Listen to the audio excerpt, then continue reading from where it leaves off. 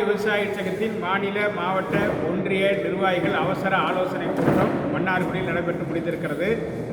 கடந்த ஒரு மாத காலமாக வடகிழக்கு பருவமழை காவிரி டெல்டாவில் பேரழிவு பெருமழையாக பெய்து மிகப்பெரிய பாதிப்பை உருவாக்கியிருக்கிறது.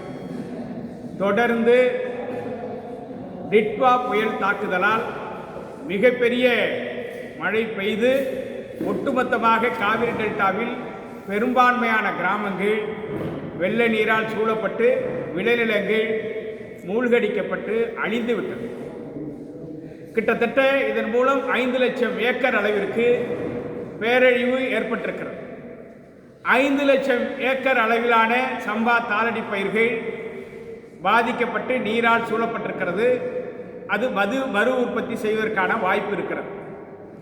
எனவே தமிழ்நாடு அரசு காவிரி டெல்டா மாவட்டங்களை வெள்ள பாதித்த மாவட்டங்களாக அறிவிப்பதோடு காவிரி டெல்டா மாவட்டங்களில் 100% வெள்ள நீரால் சூழப்பட்ட கிராமங்களை வெள்ளத்தால் பாதிக்கப்பட்ட கிராமங்களாக மாவட்ட அரசிதழில் வெளியிட வேண்டும்.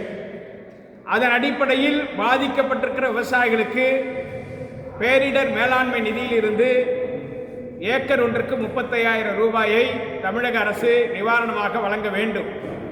காப்பீடு செய்திருக்கிற விவசாயிகளுக்கு காப்பீட்டு நிறுவனங்களுக்கு 4 கட்டங்களாக இழப்பீடு வழங்க மத்திய அரசு அனுமதி வழங்கியிருக்கிறது.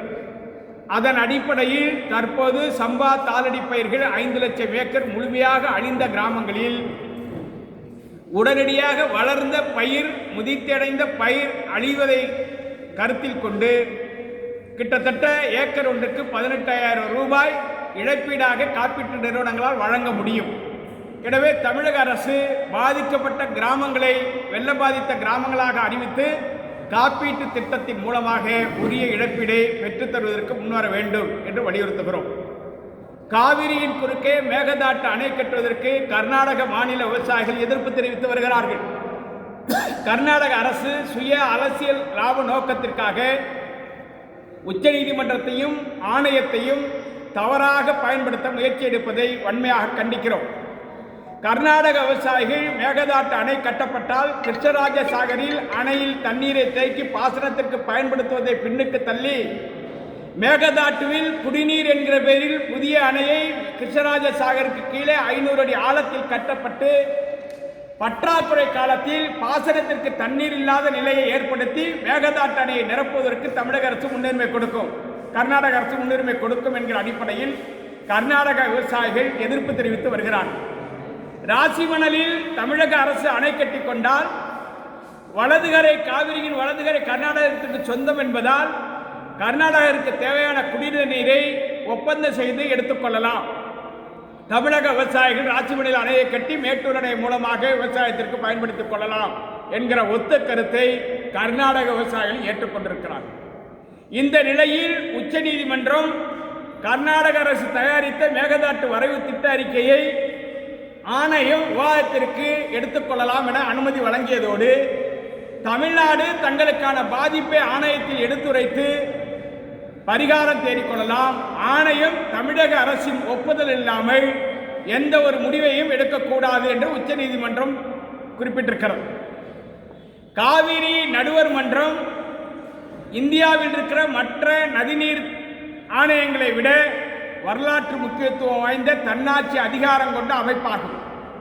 உச்ச நீதிமன்றத்திற்கு இணையான அதிகாரம் கொண்ட காவிரி நடுவர் மன்றத்தை பாராளுமன்றத்தில் விபி சிங் பிரதமராக இருந்த காலத்தில் வாக்கெடுப்பு நடத்தி ஒத்த கருத்தோடு காவிரி நடுவர் மன்றம் உச்ச நீதிமன்றத்திற்கு இணையான சட்ட அதிகாரம் வழங்கப்பட்டு அமைக்கப்பட்டது காவிரி நடுவர் மன்றம். காவிரி நடுவர் மன்ற இறுதி தீர்ப்பில் தமிழகம் உட்பட கீழ்ப்பாசன விவசாயிகள் பாதிப்பு அடையாத வகையில் மேல்பாசன மாநிலங்கள் கர்நாடகா புதிய அணைகளை கட்டக்கூடாது, ரைப்பேரியன் ரைட்ஸ் என்று சொல்லக்கூடிய கீழ்ப்பாசன விவசாயிகளுடைய உரிமை எந்த வகையிலும் பாதிக்கக்கூடாது என்று உறுதிபட தெரிவித்திருக்கிறது. அதனை உச்சநீதிமன்றம் உறுதிப்படுத்திய வகையில் கர்நாடக அரசு சட்டவிரோதமாக மேகதாட்டு அணை கட்டுவதற்கு வரைவு திட்ட அறிக்கையை தயார் செய்ததும் அதை ஆணையத்திற்கு அனுப்பி விவாதத்திற்கு எடுக்க வலியுறுத்துவதும் அரசியலமைப்பு சட்டத்திற்கு எதிரானது, பாராளுமன்ற ஜனநாயகத்தையே குழி தோண்டி புதைக்கும் வகையில் உச்ச நீதிமன்றத்தையும் ஆணையத்தையும் கர்நாடக அரசு தவறாக பயன்படுத்துகிறது. எனவே வருகிற 8ஆம் தேதி ஆணைய கூட்டம் நடைபெற இருக்கிறது. அந்த கூட்டத்தில் கர்நாடகத்தின் வரைவு திட்ட அறிக்கை விவாதத்திற்கு வரலாம் என்கிற நிலை ஏற்பட்டிருக்கிறது. எனவே கர்நாடகம் ஏற்கனவே வரவு திட்ட அறிக்கை விவாதத்திற்கு ஆணையம் அனுமதித்த போது காவிரி குறித்து தமிழ்நாடு, கேரள, புதுச்சேரி மாநிலங்கள் விவாதிக்க அனுமதி மறுத்து ஒத்திவைக்கப்பட்டிருக்கிறது. எனவே உச்ச நீதிமன்ற தீர்ப்பின் அடிப்படையில் தமிழகம், கேரள, புதுச்சேரி மாநிலங்களின் பாதிப்பு குறித்தான அழுத்தமான கருத்தை எடுத்து வைக்கும் போது காவிரி மேலாண்மை ஆணையம் மேகதாட்டு அணையை கட்டுவதற்கான கர்நாடக அரசின் வரைவு திட்ட அறிக்கையை நிராகரித்திட வேண்டும் என நாங்கள் வலியுறுத்துகிறோம்.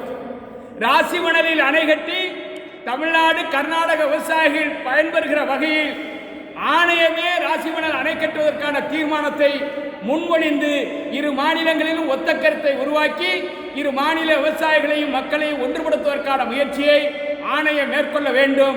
இதற்கான நடவடிக்கைகளை தமிழக அரசும் மேற்கொள்ள வேண்டும்.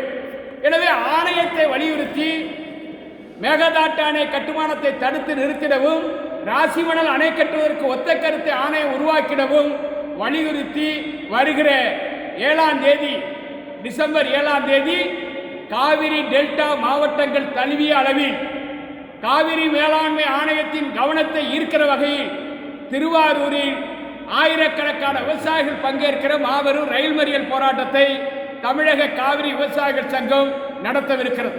அந்த போராட்டத்தில் அனைத்து விவசாயிகளும் பங்கேற்க வேண்டும் என்று அறைகூவல் விடுகிறோம். அந்த போராட்டத்தில் காப்பீடு செய்த விவசாயிகளுக்கு இந்த வளர்ந்த பயிர் பாதிப்பிற்கு ஏற்ப சுமார் 18,000 ரூபாய் ஏக்கர் ஒன்றுக்கு நிவாரணமாக காப்பீட்டு நிறுவனங்கள் வழங்க வேண்டும் என்கிற கோரிக்கையும் இந்த ரயில் மறியல் போராட்டத்தில் வலியுறுத்த இருக்கிறோம். விவசாயிகள் முழுமையாக பங்கேற்க வேண்டும் என்று அறைகூவல் விடுகிறோம்.